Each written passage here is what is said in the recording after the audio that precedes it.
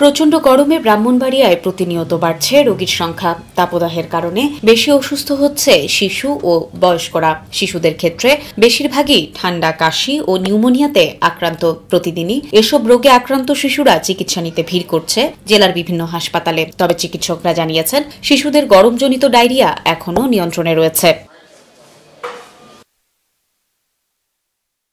এদিকে ব্রাহ্মণবাড়িয়া সদর হাসপাতালে শিশুদের ওষুধের তীব্র সংকট দেখা দিয়েছে। হাসপাতালে কর্মরত চিকিৎসকরা জানান, এ বিষয়ে ব্রাহ্মণবাড়িয়া সদর হাসপাতালের senior consultant doctor Akhtar Hossain বলেন, বয়স্ক রোগীদের ওষুধ পর্যাপ্ত থাকলেও শিশুদের ওষুধের সরবরাহ নেই বললেই চলে। বিশেষ করে শিশুদের চিকিৎসায় অপরিহার্য স্বল্পমূল্যের বিভিন্ন সিরাপ যেমন প্যারাসিটামল ও হিস্টাসিন সিরাপের তীব্র সংকট দেখা দিয়েছে। এতে বিভিন্ন জটিল রোগ নিয়ে ভর্তি হওয়া শিশুদের সুচিকিৎসা ব্যাহত হচ্ছে। বিশেষ করে বাচ্চারা খুবই অতিষ্ঠ হয়ে যাচ্ছে এবং রোগ শোক বেড়ে যাচ্ছে।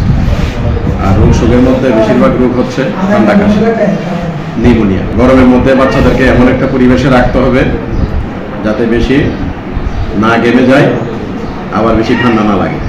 তো সেই ক্ষেত্রে আমরা উপদেশ দিই যে বাচ্চাদেরকে সুতি কাপড় পরাবেন।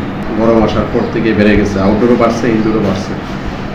ইনডোরে নিউমোনিয়া রোগীটা একটু বেশি, ঠান্ডা, কাশি, নিউমোনিয়া, ব্রঙ্কিওলাইটিস।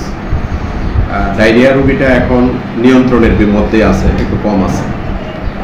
আউটডোরে রোগীর সংখ্যা একটু বেশি।